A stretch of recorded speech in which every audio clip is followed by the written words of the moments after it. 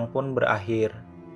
Dan akhirnya Villar pun mengakui Theo sebagai raja dari Saphis dan menerima dia masuk ke dalam aliansi.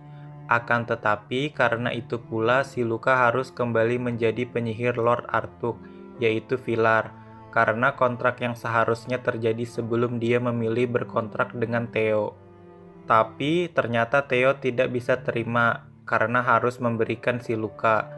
Akhirnya dia memilih untuk menjadi pengikut dari Villar agar tetap bisa mengikat kontrak dengan si Luka, dan akhirnya permintaannya pun diterima oleh Villar.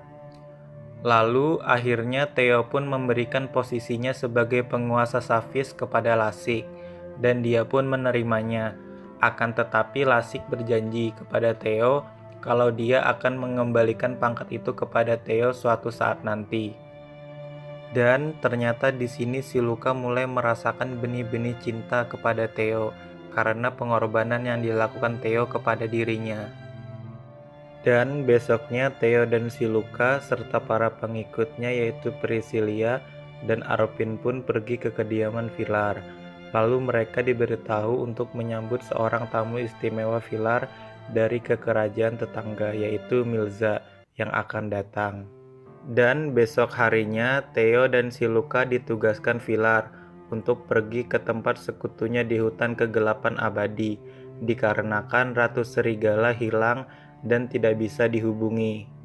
Lalu sesampainya di sana ternyata Ratu Serigala telah ditangkap bersama kedua anaknya oleh penyihir hitam yaitu Yana, dikarenakan Ratu Serigala tidak setuju dengan rencana Raja Vampir dan penyihir hitam yang tidak ingin masa kekacauan ini berakhir. Dikarenakan kalau masa kekacauan ini berakhir dan terbentuknya Chess Kaisar dapat menghilangkan chaos atau bencana dan mengakibatkan orang-orang dengan kekuatan seperti mereka menjadi kehilangan kekuatannya.